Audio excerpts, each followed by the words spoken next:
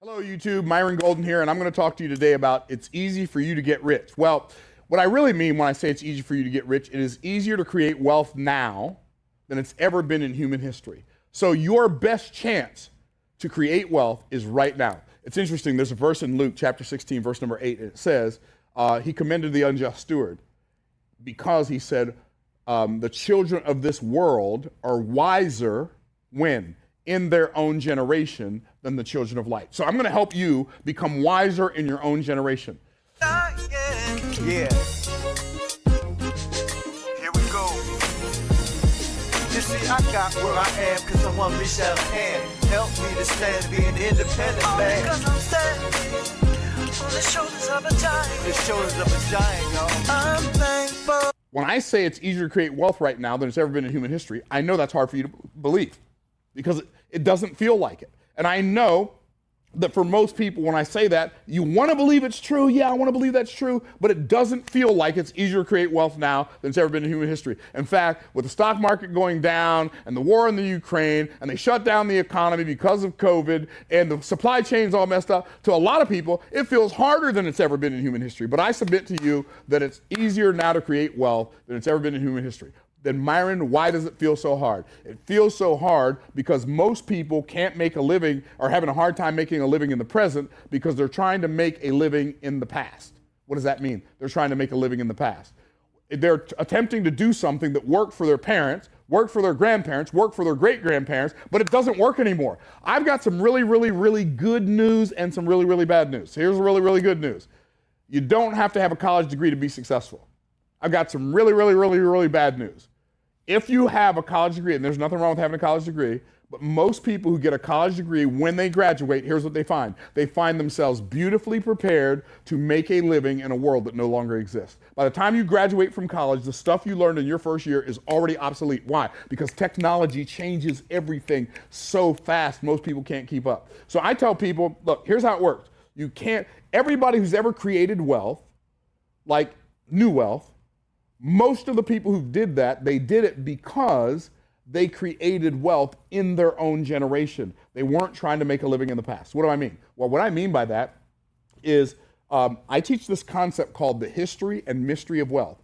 And the principle is this: you can't solve the mystery of wealth until you know the history of wealth. So when you uncover the history of wealth, that helps you solve the mystery of wealth. Because for most people, you got to admit, wealth is a mystery. We don't want wealth to be a mystery for you, so what we're going to do is we're going to go back all the way to the Garden of Eden, and we're going to come up to 2022, and we're going to show you where the wealth was in each of those economic eras. Because the people who create new wealth will always do it better and faster if they do it in the economic era in which they live. So, from the beginning of time, that's the beginning of time, Adam and Eve in the Garden of Eden, to the mid-1700s, we'll call that 1750, the economic infrastructure of the world was based on agriculture, and the people who lived back then were in the agricultural age. And in the agricultural age, it had some very, very, very unique characteristics that are not really true in the world anymore. Characteristic number one, in the agricultural age, land equaled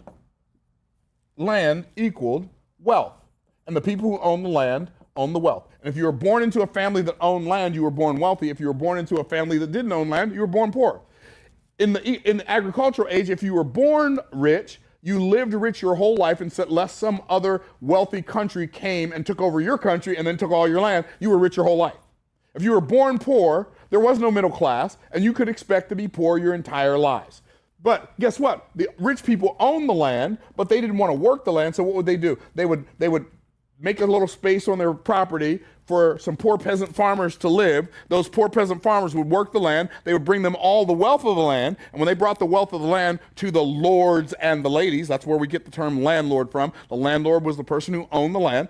To the lords and the ladies, they would give those people, those peasant farmers, enough food to exist and be strong enough to farm the land again the next year. That's the agricultural age. And in the agricultural age, land equal wealth. I'm going to tell you another unique thing about the agricultural age. In the agricultural age, if change happened, it happened so slow that you would not notice any worldwide change in your whole lifetime. You remember the verse in, I think it's in Genesis chapter number 8 or chapter number 9 and verse number 22. It says that as long as the world lasts, day and night, hot and cold, summer and winter, seed time and harvest shall not cease. Well, here's why it took so long to create wealth. Everything was slow in the agricultural age. Why? Because you planted in the spring and you reap the harvest in the fall. You had one harvest season per year. You didn't have 10, you had one. So in order to make more money, in order to have more wealth, you had to have more land to grow more crops in that same amount of time period. So you had the beginning, and then you had plant time, and then you had the gestation period, and then you had harvest time. So everything happened very, very slowly. And people didn't live very long back then. It would work from the time the sun came up to the time the sun came down. They didn't have technology. There were a whole bunch of things they didn't know. People would die young. People would die of all kinds of diseases. And pretty much, if you were born poor, you lived poor and you died poor. If you're born wealthy and nobody came and took over your country, you're born rich and you live rich and you died rich. Well, what happened in the 1700s? In the 1700s, somebody figured out a way to create machines that would make farming the land faster. In the 1700s. And distributed, like you had the railroad in the 1700s to the mid-1900s, to the mid-1950s, we had the new economic era, and that was called the industrial age. And in the industrial age, watch this, machines equaled wealth. And the people who own the machines own the wealth.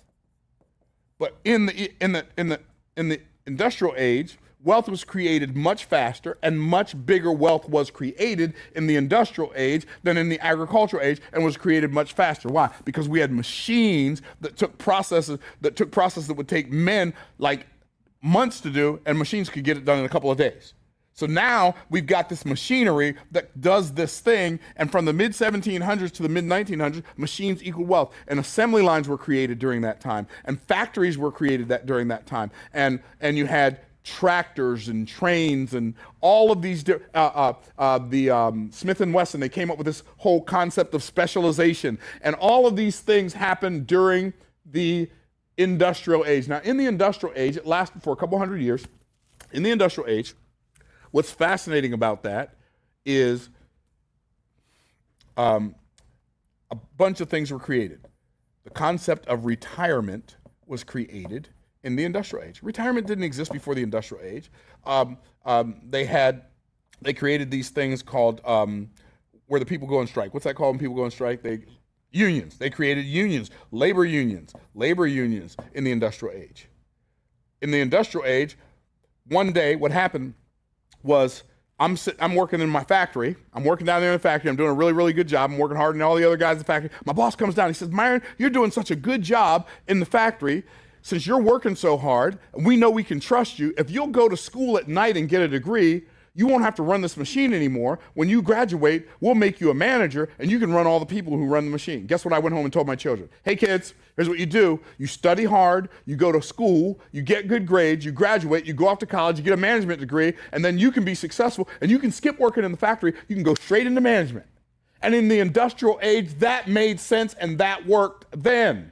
It worked for my parents. It worked for their parents, but it didn't work for me. It didn't work for most of you. Most of the people, this is sad but true, and we all know people like this. Most people who get a college degree today cannot find a job in the field they got their degree in. And so what do a lot of them end up doing? They end up waiting on tables in high-end restaurants because that's the only way they can make enough money to live and pay off their college loans. Can I get a witness? Where are my people? Where are my people?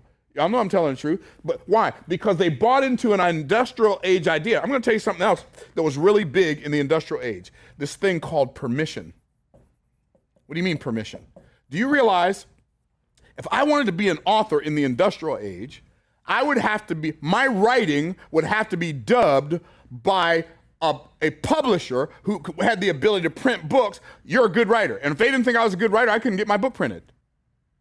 In the industrial age, if I thought I could sing, I believe I can fly, I believe I can touch the sky. If I thought I could sing, and the record label didn't think I could sing, they would not give me permission to be a singer, and so now I can't be famous. Why? Because they own the machines to make the records. I'm getting chills right now. You know why?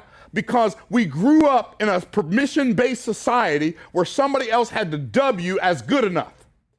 And unfortunately, we still believe that we need somebody else's approval in order to write a book, in order to sing a song, in order to make a movie.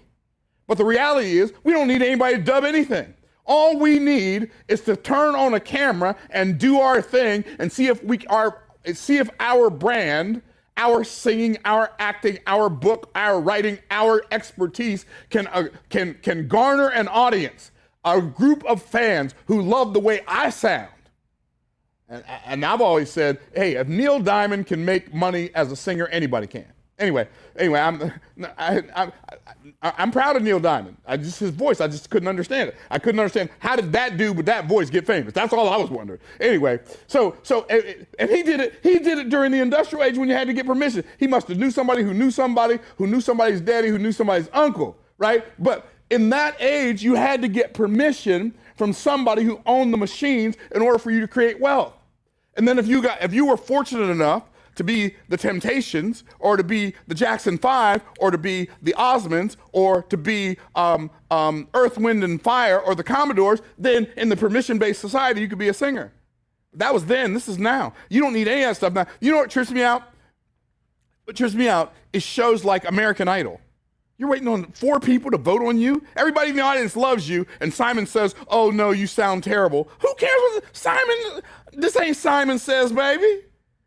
They like me. You know what I'm gonna do? I'm gonna skip Simon and whoever. I don't even know who else is on the show. Maybe I got the wrong show. Maybe it's America's Got Talent. I don't even know because I don't watch that stuff. But it's fascinating to me that people are still going on these TV shows looking for somebody else to give them permission to win. Stop looking for somebody to give you permission to win and just go win. Those are all industrial age ideas. But guess what? After the industrial age, well, you know what, I'm gonna leave that there. The industrial age, the next economic era was from the 1950s to 1978, we went into the distribution age. Why? Because of the machines we were creating. The machines were creating so much stuff, we had to find a way to distribute all the stuff we were creating. Isn't it interesting to you? It's interesting to me. Isn't it interesting to you that every economic era in the past created the economic era that replaced it? Oh, snap. And so in the distribution age, outlets equaled wealth.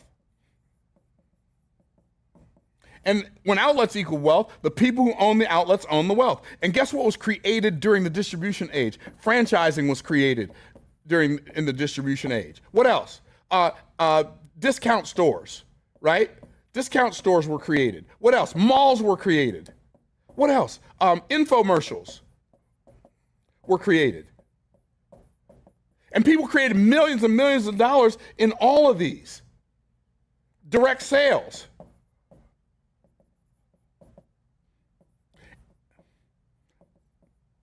Direct sales, MLM, multi-level marketing, all of those things were created in the economic era. And if you were one of the people who saw a trend and you identified an economic era and you caught that wave early, that wave would take you farther than talent.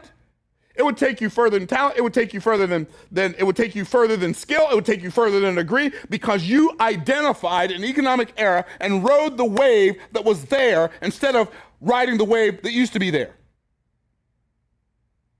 This was game changer for me. Most people are having a hard time making a living because they're trying to make a living in the past. A job where you sold your time to the highest bidder, that was a good idea for mom and them, for daddy and them, grandmom and them. That ain't a good idea for me.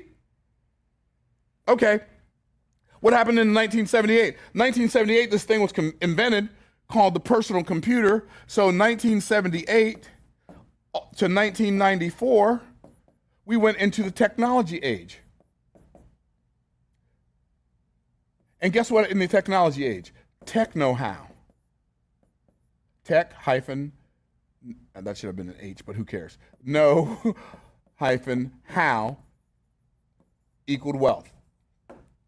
Tech know-how equaled wealth. And people who knew how to create technologies, new technologies, those were people who owned the wealth. And guess what happened? 1978 to 1994, we saw Bill Gates. We saw Steve Jobs. We saw Steve Wozniak.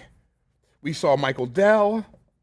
we saw all these people who knew how to create technologies getting rich, and we called them billionaire babies. And do you remember, some of y'all are old enough to remember, that in the mid-1980s, everybody wanted to go to school to be a computer programmer. I want to learn programming. Y'all remember that? But the problem is, the people who started going to school in the 1980s, because they wanted to be Bill Gates, they got there too late, because Bill Gates started programming computers in 1968. He was getting himself ready before the age even got here. And so, technology. How did we get ushered into? You know who one of the people was who ushered in the technology age? Sam Walton. Sam Walton had all these Walmart stores, and what did he do? He was having a hard time managing inventory, so he recruited some IBM executives and some IBM programmers. Some IBM programmers to program software, inventory control software, so every time they sold something at the cash register, it told the inventory people in the back room so they knew exactly when to order the next tube of toothpaste. Every economic era is creating the need for the economic era that replaces it. What happened after that? Well, 1978, 1994, here we go. We're coming into a new era, y'all. 1994 to 2003. What happened? We went into the information age. This is the first age in economic history, world history, where you didn't have to own something to create wealth. It was the people who controlled the flow. They controlled the flow of information. Those were the people who owned the wealth. You can't own information. Who can own the fact that the sky is blue? Nobody. Who can own the fact that grass is green? Nobody. So guess what? You can't own information, but guess what you can do? You can control the flow of information. And if you can gather all of this data and all of this information, and you can control where it flows, and you can start a search engine like Google or Yahoo, so interesting, or InfoSeek, right? Like some of us don't even, and Ask Jeeves and all the rest of those. We could have created so much wealth if we had done it during the time where that was the era that we were in. That was the information age. The information age is gone. What happened in 2003? 2003 to 2008, we went into what I call the techno, I'm going to do it this way. We went into what I call the techno, info, edutainment age. What does that mean? That means people who know how to use technology to create information that would educate people in an entertaining way. Those are the people who own the wealth. And we had people in the techno, info, edutainment age like Russell Simmons. He created a new industry. How did he do that? He had an Apple computer that had GarageBand on it, and he knew how to edit music. And he started making these sounds and selling these sounds to people he knew. And so without any permission from a record label, he created his own record label and became a billionaire in the techno, info, edutainment age. We have people like Jeff Foxworthy. You might be a redneck if. He created cassette tapes of jokes and comedy routines, and he figured out where his ideal client was.